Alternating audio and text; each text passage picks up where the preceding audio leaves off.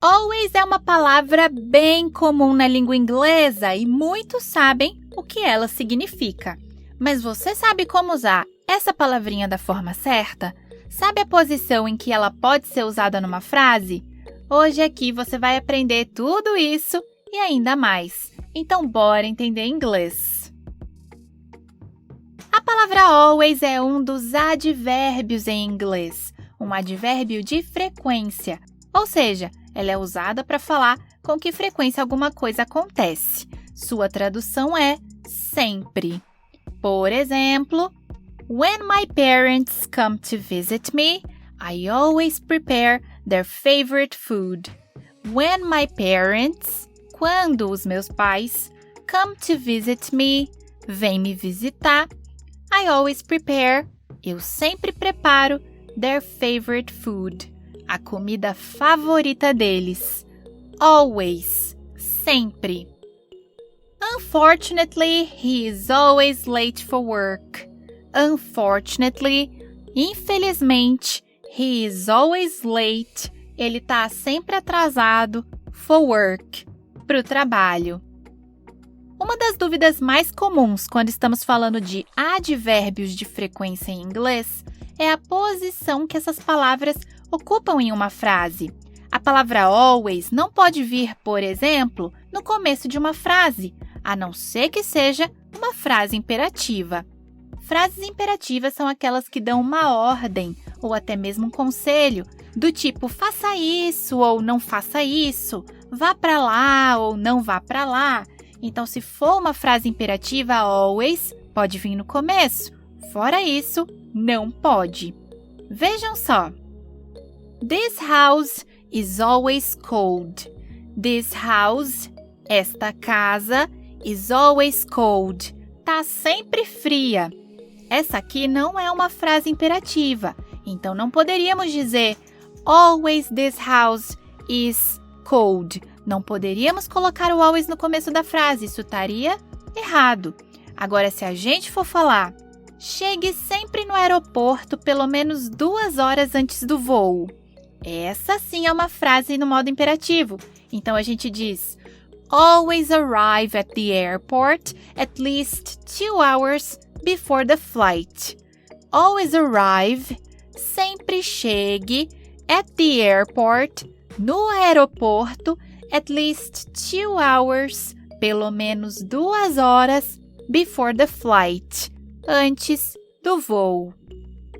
Fora as imperativas, em outras frases em inglês, a palavra always pode vir entre o sujeito da frase e o verbo principal, depois de um verbo auxiliar, depois do verbo to be, se ele for o verbo principal da frase, ou depois de um verbo modal. Vamos ver exemplos? Entre o sujeito e o verbo principal, I always go to the movies with my boyfriend. I always go, eu sempre vou, to the movies, ao cinema, with my boyfriend, com meu namorado. Quem é que sempre vai? Eu. I. Então, eu é o sujeito da frase. O verbo principal aqui é ir, go, e o advérbio always está vindo entre o sujeito eu e o verbo principal ir. Agora, depois de um verbo auxiliar, they are always complaining about their boss. They are always, eles estão sempre, complaining, reclamando about their boss, do chefe deles. Aqui, o verbo to be are é um auxiliar e o verbo principal é o reclamar, complain. O always está vindo, então, depois do verbo auxiliar. Agora, o always sendo utilizado depois do verbo to be, mas o verbo to be sendo o verbo principal da frase. We are always late. We are, nós estamos, always late, sempre atrasados. E agora, depois de um verbo modal em inglês. She will always remember that trip. She will always remember, ela sempre se lembrará de que? That trip, daquela viagem. Vamos conhecer agora outras duas formas de usar always em inglês, mas antes já deixa aquele like, por favor, que é muito importante para a gente continuar produzindo conteúdo, e se inscreve no canal para aprender inglês online grátis com os novos conteúdos que toda semana a gente posta por aqui. Valeu, galera, e vamos continuar! Este importante advérbio de frequência em inglês pode ser usado para falar de algo que é típico, algo que é de costume. Para isso, always é usado junto com a palavrinha as.